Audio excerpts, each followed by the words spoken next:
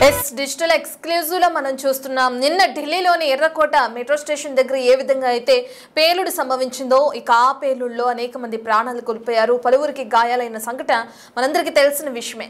అయితే దీనికి సంబంధించి ఇప్పుడు పోలీసుల ఎంక్వైరీ అనేది కొనసాగుతుంది.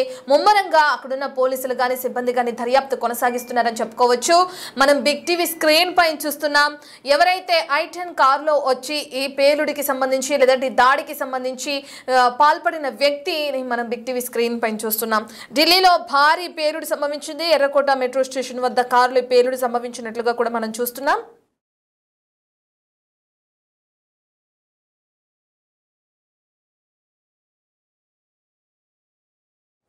ఇక ఈ పేలుడులో మొత్తం 13 మంది మృతి చెందినట్లు, పలువురికి తీవ్ర గాయాలైనట్లు, వారిని ప్రస్తుతం హాస్పిటల్కి తరలించి చికిత్స అందిస్తున్నట్లుగా కూడా మనకు తెలుస్తుంది.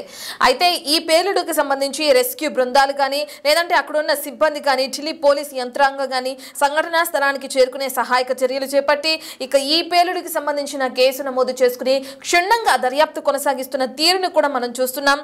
13 మంది మృతి చెందారు. పెద్ద సంఖ్యలో క్షతగాత్రులు ఆసుపత్రిలో చికిత్స పొందుతున్నారు. ఎర్రకోట సమీపంలోని దేశ రాజధాని ఢిల్లీలో బాంబు పేలుడు ఒక్కసారిగా కలకలం సృష్టించింది. అయితే ఈ బాంబు పేలుళ్ల ఘటనలో దర్యాప్తు అనేది ముమ్మరంగా కొనసాగుతుంది. ఇన్వెస్టిగేషన్ లో సంచలన విషయాలు వెలుగులోకి వస్తున్నాయని మనం చెప్పుకోవచ్చు.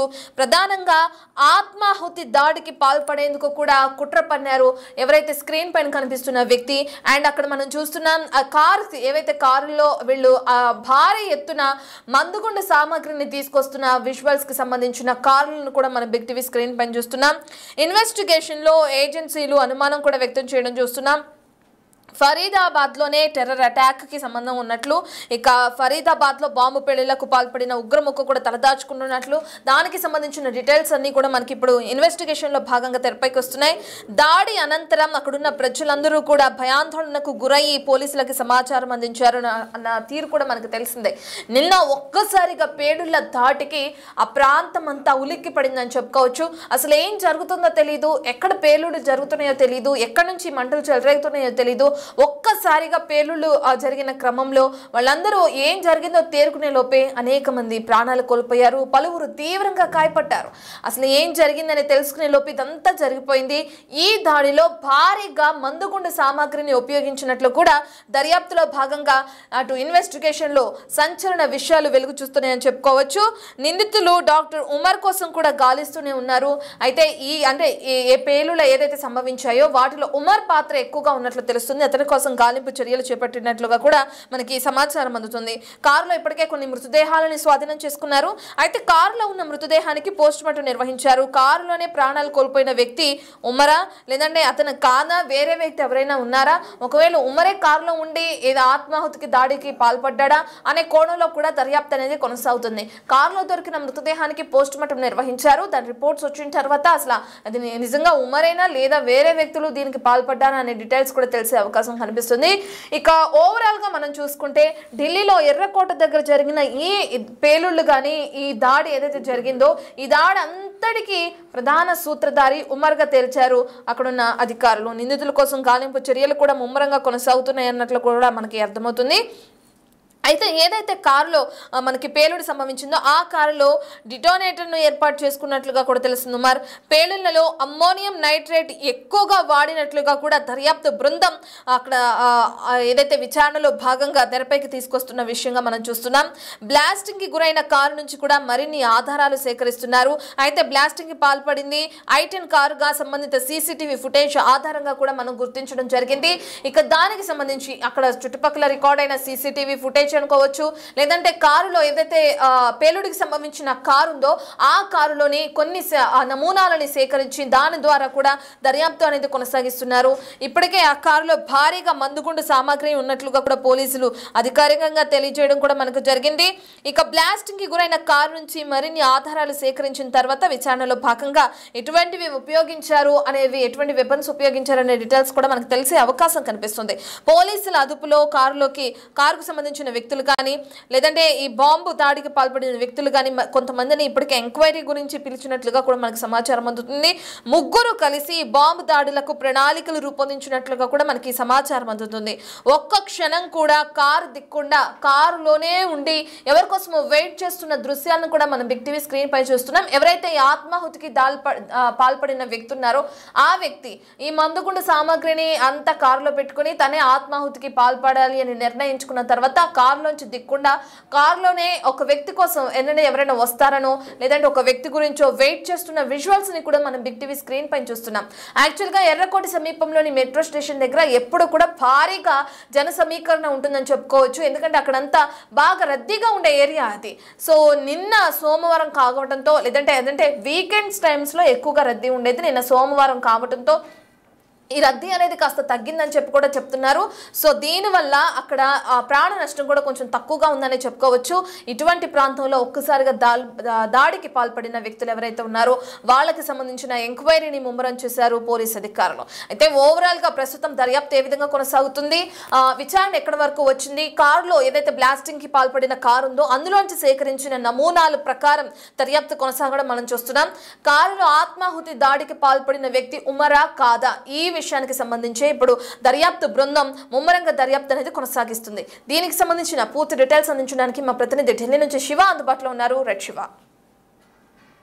రైట్, నిన్న సాయంత్రం ఎర్రకోట వద్ద జరిగిన ఈ కారు పేలుడుకు సంబంధించి పరిణామాలు వేగంగా మారుతూ ఉన్నాయి.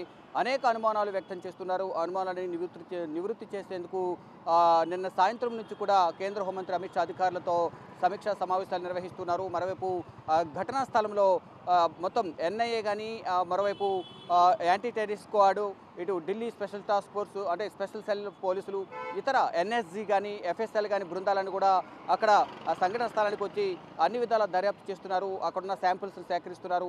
ఇటు ఎన్ఎస్జీ నేషనల్ కమాండోస్ కూడా, సెక్యూరిటీ గార్డ్స్ కూడా సంఘటన స్థలానికి చేరుకుని అక్కడ ఏమైనా బాంబ్ డిస్పోజల్స్ సంబంధించి కూడా డిస్మాంటిల్ చేసేందుకు ఏమైనా పేలుడు పదార్థాలు ఇంకేమైనా మిగిలి ఉన్నాయనే కోణంలో అక్కడ వచ్చి దర్యాప్తు చేశారు. అయితే వీటన్నిటిపై కూడా నిన్నంతా కూడా జరిగిన దర్యాప్తుకు సంబంధించి ఈరోజు రివ్యూ సమావేశం కొద్దిసేపటి క్రితమే కేంద్ర హోంశాఖ మంత్రి అమిత్ షా అధ్యక్షతన జరిగింది. మనం చూస్తున్నాం ఈ కర్తవ్య భవన్లోనే కేంద్ర హోంమంత్రి అమిత్ షా అధ్యక్షతన ఈ కీలక సమావేశం కొనసాగుతోంది. ఈ సమావేశానికి హోంశాఖ secretary Govind Mohan, intelligence bureau director, NIA director, అలాగే IB director, NIA director, Delhi police commissioner సహా పలువురు కీలక అధికారులందరూ కూడా ఈ సమావేశంలో పాల్గొనబోతున్నారు. అయితే ఈ బ్లాస్ట్కి సంబంధించి ప్రధానంగా ఎవరు దీని వెనుక ఉన్నారు అనే కోణంలో కూడా దర్యాప్తు ఇప్పటికే కీలక సమాచారాన్ని కూడా ఇంటెలిజెన్స్ బ్యూరో సేకరించినట్టు కూడా తెలుస్తుంది. దానిలో భాగంగానే ఈ రివ్యూ హై లెవెల్ మీటింగ్ అనేది కేంద్ర హోంశాఖ మంత్రి అమిత్ షా అధ్యక్షతన జరుగుతోంది. ఈ సమావేశంలో ఎర్రకోట వద్ద బాంబు పేలుడుపై ప్రధానంగా సమావేశం చర్చించనున్నారు. ఇప్పటికే ఢిల్లీ సహా పలు కీలక ప్రాంతాల్లో కేంద్ర ప్రభుత్వం భద్రతను కట్టుదిట్టం చేసింది. ఎయిర్పోర్ట్లన్నిటి కూడా అలర్ట్ చేసింది. అయితే ఈ దీంట్లో ఎవరైతే ఉమర్ మహమ్మద్ అని ఎవరైతే చెప్తూ ఉన్నారో కారులో బాంబు పేలుడుకు సంబంధించి కారును తీసుకొచ్చి ఈ కారు పేలుడుకు సంబంధించి ఏదైతే కీలకంగా వ్యవహరించారో ఉమర్ మహమ్మద్, ఇతను ఫరీదాబాద్కు చెందిన ముజ్మల్ అహ్మద్తో సత్సంబంధాలు కలిగి ఉన్నారనేది ప్రధానంగా కొన్ని ఆరోపణలు ఎదురవుతూ ఉన్నాయి.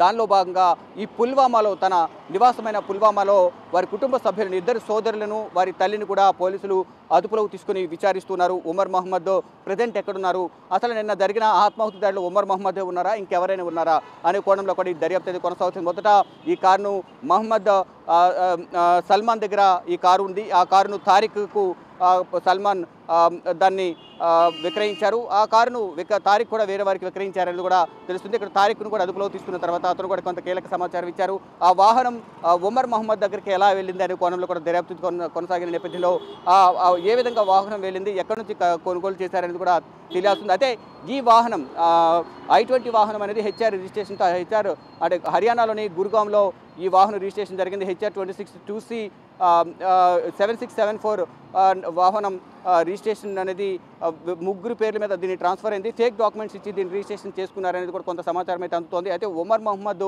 కీలకంగా దీంట్లో ఉన్నారు ఈ బాంబ్ బ్లాస్ట్కి సంబంధించి అనేది కూడా చెప్తున్నారు. అయితే ఉమర్ మహమ్మద్ నిన్న ఢిల్లీకి వచ్చిన తర్వాత 3 గంటల పాటు సుదీర్ఘంగా అక్కడే పార్కింగ్లోనే వెయిట్ చేసి కొన్ని సంకేతాల కోసం ఎవరో ఇన్స్ట్రక్షన్స్ ఇస్తున్నారనే అనుమానంతో పోలీసులు అయితే చెప్తున్నారు. దానిలో భాగంగా అక్కడ 3 గంటల పాటు వెయిట్ చేశారు. 3 గంటల 19 నిమిషాలకు పార్కింగ్లోకి వెళ్ళారు. 6 గంటల 48 నిమిషాలకు బయటకు వచ్చారు. వితిన్ 4 మినిట్స్లోనే ఈ బ్లాస్ట్ జరిగిందనేది కూడా ప్రధానంగా ఐబీ అధికారులు, ఇంటెలిజెన్స్ బ్యూరో అధికారులు గుర్తించారు. అంటే రన్నింగ్ సిగ్నల్ ఉండగానే వద్దకు రాగానే ఈ బ్లాస్ట్ జరిగింది.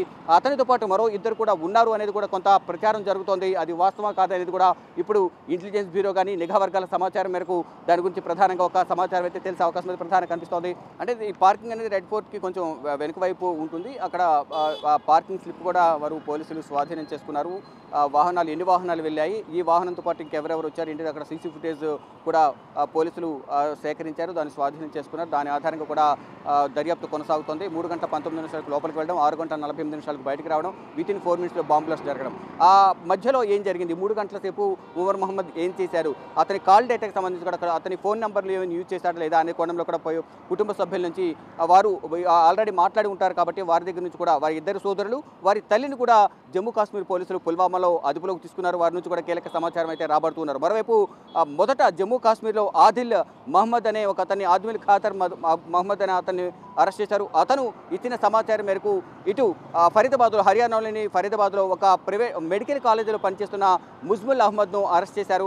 అతను ఇచ్చిన సమాచారం మేరకు ఇతను ఉమర్ మహమ్మద్ పరారీలో ఉన్న నేపథ్యంలో అతని కోసం వేట కొనసాగించిన నేపథ్యంలోనే అతను ముందుగా నిర్ణయించుకున్న ప్లాన్ ప్రకారం తనకు పైన ఉన్న అధికారులు కానీ వారిపై ఉన్న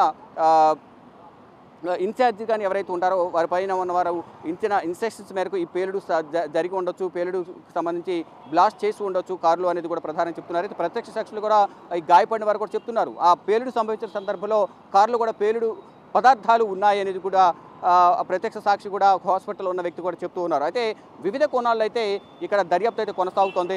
అంటే కేవలం ఒక రెడ్ ఫోర్ట్ వద్దే ఈ బాంబ్ బ్లాస్ట్కు ప్లాన్ చేశారా, ప్రణాళికను సిద్ధం చేశారా, ఇంకా వేర్వేరు ప్రాంతాల్లో ఏమైనా ప్లాన్ చేశారని చూడాల్సింది. కానీ ఈ ఢిల్లీ వ్యాప్తంగా కూడా ఢిల్లీ ప్రజలందరూ కూడా ఢిల్లీ ప్రజలను భయభ్రాంతులు గురి చేసే విధంగా కూడా ఒక ప్లాన్ చేసినట్లుగా కూడా ఇప్పటివరకు అరెస్ట్ చేసిన వారందరి నుంచి వచ్చిన సమాచారం మేరకు ఇంటెలిజెన్స్ నిఘా వర్గాల వద్ద సమాచారం అవుతుంది. ఏదైతే ఫరీదాబాద్లో ముజ్ముల్ మహమ్మద్ ఎవరైతే ఉన్నారో ముజ్ముల్ ఇచ్చిన సమాచారం మేరకు అతని నివాసంలో ఏదైతే 360 కేజీల అమోనియం నైట్రేట్ కానీ మరోవైపు 2900 కేజీల ఈ రసాయన పదార్థాలు ఏవైతే ఉన్నాయో బ్లాస్ట్కి సంబంధించిన మందుగుడ్డుకు సంబంధించిన ఈ బాంబులు తయారు చేయడానికి కావాల్సిన పదార్థాలు ఏవైతున్నాయి ముడిసరికి దానికి సంబంధించి కానీ మరికొన్ని కీలక ఆయుధాలు కూడా స్వాధీనం చేస్తున్నారు. భారీ మొత్తంలో ఈ అమోనియం నైట్రేట్ కూడా దేశవ్యాప్తంగా ఇటు ఢిల్లీలోని పలు ప్రాంతాల్లో వారు భద్రపరిచినట్లుగా వారు ఒక ప్లాన్ ప్రకారం వారు దీన్ని ఇంప్లిమెంట్ చేస్తున్నారు. దానిలో భాగంగానే మొత్తం ఇటు ఢిల్లీ, మరోవైపు ఇటు హైదరాబాద్, ఇటు గుజరాత్ ఏటీఎస్ పోలీసులు అరెస్ట్ చేసిన వారిలో ఒక హైదరాబాద్ వ్యక్తి కూడా ఉన్నారు. అతను కూడా ఈ ఉగ్ర దాడులకు ప్లాన్ చేశారు. అంటే హైదరాబాద్లో ఉన్న వ్యక్తి ప్రధానంగా ఈ రాజేంద్ర నగర్లో డాక్టర్ సయ్యద్ మొయినుద్దీన్ కూడా అరెస్ట్ చేశారు యాంటీ టెర్రరిస్ట్ స్క్వాడ్ సంబంధించిన పోలీసులు. అతను వైద్యుడు అయితే అతను ఈ దేవాలయాలు వాటర్ ట్యాంక్లో ఈ రెసిన్ అనే విష పదార్థాన్ని ఒక విష పదార్థాన్ని తయారు చేస్తున్నారు. ఇది సైనైడ్ కన్నా అత్యంత భయంకరమైనది విష పదార్థం అనేది కూడా చెప్తున్నారు. వాటర్ ట్యాంక్స్ కానీ ఇతర కొన్ని ప్రాంతాల్లో వీటిని కలపడం ద్వారా అది సేవించిన వారందరూ కూడా చనిపోయే అవకాశం ఉంటుంది. కాబట్టి ఆ రకంగా విష పదార్థానికి సంబంధించి కూడా వారు ప్లాన్ చేశారు. దానికి సంబంధించి కూడా ఈ నిఘా వర్గాలు వారి ప్లాన్ను గుట్టురట్టు చేశాయి. ఇలా అనేక ప్రాంతాల్లో ఈ బ్లాస్ట్లకు సంబంధించి కూడా ఒక ప్రణాళికను సిద్ధం చేసిన నేపథ్యంలో ఈ బ్లాస్ట్లన్నీ కూడా ఒక ప్రణాళిక ప్రకారం వ్యూహాత్మకంగా వ్యవహరించే విధంగా కూడా పైనుంచి వచ్చే ఆదేశాల మేరకు వీరంతా కూడా ప్లాన్ చేస్తున్నట్టు తెలుస్తుంది. కొంతమందికి డాక్టర్స్కి అయితే వారు ఆ ప్లాన్కి సంబంధించి ముందుగా చెప్పకుండా ఆ ప్రాంతాలకు వెళ్ళి వెయిట్ చేయడం, అక్కడ వచ్చిన ఇన్స్ట్రక్షన్స్ బట్టి సూచనలు బట్టి వారు అక్కడ ఇంప్లిమెంట్ చేస్తారనేది కూడా కొంత నిఘా వర్గాల వద్ద కూడా సమాచారం ఉంది. ఈ నేపథ్యంలోనే ఈ యాంటీ టెర్రరిస్ట్ స్క్వాడ్కి సంబంధించిన పోలీసులు గుజరాత్ వాళ్ళు 3 ఉగ్రవాదులు ఏదైతే అరెస్ట్ చేస్తే వారిపై సంవత్సరం నుంచి నిఘా ఉంచి వారందరినీ 3 కూడా అదుపులోకి తీసుకున్నారు.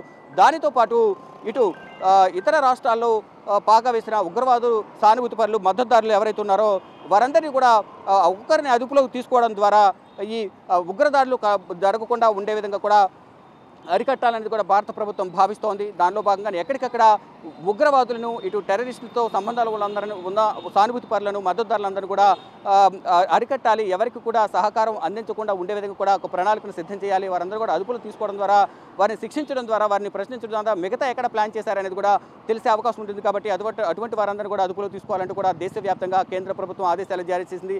నిఘా వర్గాలకు ఇటు రాష్ట్ర ప్రభుత్వాలు కూడా నేను బ్లాస్ట్ జరిగిన తర్వాత హోంశాఖ వర్గాలకు కూడా కొన్ని సూచనలు చేసింది. ఈ నేపథ్యంలో దేశవ్యాప్తంగా ఎయిర్పోర్ట్లలో, షాపింగ్ మాల్స్లో, సినిమా థియేటర్లు అన్ని చోట్ల కూడా ఈ భద్రతను అలర్ట్ చేశారు. మరోవైపు హైదరాబాద్లో రాజేంద్ర నగర్ సంబంధించిన వ్యక్తి కూడా అరెస్ట్ అయిన నేపథ్యంలో అక్కడ ఢిల్లీ అటు హైదరాబాద్ వ్యాప్తంగా కూడా భద్రతను కట్టుదిట్టం చేశారు. ఇటు హోల్ సిటీలోను మరోవైపు ఇతర ప్రాంతాల్లో కూడా భద్రతను కట్టుదిట్టం చేశారు. ఇక ఢిల్లీలో India gate, parliament, Rashtrapati Bhavan, ఇటు చాందీ చౌక్, రెడ్ ఫోర్ట్, ఇతర ప్రాంతాల్లో కూడా ఇటు మరో ముఖ్యంగా ఎయిర్పోర్ట్లలో కూడా తగిన భద్రతను, నిఘా కెమెరాలను, నిఘా వ్యవస్థ అనేది పటిష్టంగా పనిచేయాలంటూ కూడా ఎయిర్పోర్ట్ అథారిటీకి కేంద్ర ప్రభుత్వం ఆదేశాలు జారీ చేసింది. ఆ విధంగా వారు కూడా నడుచుకుంటూ ఉన్నారు. కానీ ఈ బ్లాస్ట్కు సంబంధించి ఉమర్ మహమ్మద్ అనే వ్యక్తి ఈ కారులో ఉన్నాడా లేదా అనేది కూడా ప్రధానంగా తెలియాల్సి ఉంది. అతనే ఈ కారు తీసుకొచ్చాడనేది కూడా ప్రధానంగా తెలుస్తుంది. అదే మొదట మహమ్మద్ సల్మాన్ దగ్గర ఈ వాహనం ఉంది, తను తారీఖు విక్రయించారు. అక్కడ నుంచి మళ్ళా ఉమర్ మహమ్మద్ ఈ వాహనాన్ని తీసుకుని వచ్చారు. అంటే అది కమర్షియల్ వెహికల్ కావడం,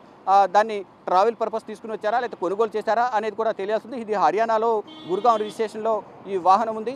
ఈ నేపథ్యంలోనే వివిధ కోణాల్లో దీన్ని దర్యాప్తు కొనసాగిస్తున్నారు. ఉమర్ మహమ్మద్ ఈ ఫరీదాబాద్ ఉగ్రవాదానికి సంబంధించిన మాడ్యూల్తో, ఉగ్రమూకలతో సంబంధాలు ఉన్నాయనే కోణంలో కూడా దర్యాప్తు కొనసాగిస్తున్న నేపథ్యంలో వారి కుటుంబ సభ్యులను పుల్వామా వెళ్ళి అక్కడ జమ్మూ కాశ్మీర్ పోలీసులు అతని తల్లిని, సోదరులను ఇద్దరిని కూడా అదుపులో తీసుకుని విచారిస్తున్నారు. మరోవైపు ఆల్రెడీ ఆదిల్, జమ్మూ కాశ్మీర్ ఆదిల్ అనే ఎవరైతే ఉన్నారో లష్కర్ ఏ తోయిబాకి సంబంధించిన పోస్టులను అతికించడం ద్వారా అతనిపై అనుమానం వచ్చి అతను ప్రశ్నించిన నేపథ్యంలో అతికించిన సమాచారం మేరకు ముజ్ముల్ని అరెస్ట్ చేశారు. ఆ ముజ్ముల్ ఇచ్చిన సమాచారం మేరకు మొహమ్మద్ కోసం గాలింపు చర్యలు చేపడతారు. ప్రజెంట్ అతను పరారీలో ఉన్నాడు. కాబట్టి ఇప్పుడు ఈ వాహనం తీసుకుంది ఉమర్ మహమ్మద్ కాదా అనేది కూడా చూడాల్సింది. అతను మాస్క్ ధరించి ఉన్నాడు. ఇక వారి కుటుంబ సభ్యులు ఇచ్చిన సమాచారం మేరకు కానీ వారితో ఉన్న కాల్స్ ట్రాక్ రికార్డు, అంటే కాల్స్ చేసిన తర్వాత డేటా ఉంటుంది కాబట్టి దాన్ని తీసిన తర్వాత కాల్ రికార్డ్స్లో ఏముంది, చాటింగ్ ఏమైనా జరిగిందా ఏంటి అనేది కూడా కుటుంబ సభ్యులు ఇచ్చిన సమాచారం మేరకు అతను ఉమర్ మహమ్మద్ కాదనేది కూడా ధృవీకరించాల్సి ఉంది. అయితే అంటే ఈ బ్లాస్ట్ జరిగిన తర్వాత పరిణామాలను కూడా ఢిల్లీలో వేగంగా మారుతున్నాయి. ఒకవైపు చాందీ చౌక్ మార్కెట్ అంతా కూడా నార్మల్గానే ఉంది. జనజీవనం సాధారణంగానే వారి కార్యకలాపాలు కొనసాగిస్తున్నారు. కానీ కొంత దూరం వరకు మాత్రమే వాహనాలు అనుమతిస్తున్నారు. అక్కడ నుంచి అందరూ కూడా కారులు నడుకునే లోపలికి వెళ్ళే చాందీ చౌక్ మార్కెట్లోకి వెళ్లేందుకు కూడా పర్మిషన్ ఇస్తున్నారు. ఎక్కడికక్కడ మొత్తం ఆ బ్లాస్ట్ జరిగిన ప్రాంతాన్ని అంతా కూడా పరదాలతో కట్టేశారు. అదంతా క్లీన్ చేసి సాయంత్రానికల్లా దాన్ని క్లీన్ చేసి యథావిధిగా రోడ్లపై రాకపోకలకు అనుమతించే అవకాశం అయితే కనిపిస్తుంది. ఈ లోపల ఇప్పుడు కేంద్ర హోంమంత్రి అమిత్ షా అధ్యక్షతన ఇక్కడ సమావేశం జరుగుతుంది. ఈ కర్తవ్య భవన్లోనే ఈ సమావేశం జరుగుతుంది. ఈ సమావేశంలో ఏం జరిగింది, అంటే దీని వెనక ఎవరున్నారు ఏంటి అనేది కూడా ఒక అధికారిక ప్రకటన అయితే అమిత్ షాతో జరిగే రివ్యూ సమావేశం ముగిసిన తర్వాత ఈ ఐబీ చీఫ్ కానీ, ఎన్ఐఏ చీఫ్ లేదా కేంద్ర హోంశాఖ కార్యదర్శి గోవింద్ మోహన్ కానీ దీనిపై ఒక అధికారిక ప్రకటన చేసే అవకాశం అయితే కనిపిస్తుంది. అయితే ఈ దాడికి సంబంధించి ఇప్పటి వరకు కూడా ఏ ఒక్క ఉగ్రవాద సంస్థ, జైషే మహమ్మద్ కానీ, లష్కర్ ఏ తోయిబా కానీ, హిజ్బుల్ ముజాహిద్దీన్ కానీ, ద రెసిస్టెంట్ ఫోర్స్ కానీ ఎవరు కూడా ఈ బ్లాస్ట్ కారు బాంబు బ్లాస్ట్కి సంబంధించి ఎవరు కూడా అధికారిక ప్రకటన చేయలేదు. అయితే ప్రజెంట్ ఇంకా ఎఫ్ఎస్ఎల్ రిపోర్ట్ అనేది రావాల్సింది. ఈ రోజు రేపట్లో కూడా ఎఫ్ఎస్ఎల్ రిపోర్ట్ వచ్చే అవకాశం కనిపిస్తుంది. అయితే ఆ కారులో దొరికిన డెడ్ బాడీ ఆధారంగా అది DNA టెస్ట్ చేసిన తర్వాత ఇది ఉమర్ మహమ్మద్ కాదనేది కూడా గుర్తించే అవకాశం కనిపిస్తుంది. ఇక ఈలోపు ఈ రివ్యూ మీటింగ్ 11 గంటలకు కేంద్ర హోంమంత్రి అమిత్ షా అధ్యక్షతన సమావేశం ప్రారంభమైంది. కాబట్టి దీంట్లో పలు కీలక విషయాలు వెలుగులోకి వచ్చే అవకాశం అయితే కనిపిస్తోంది.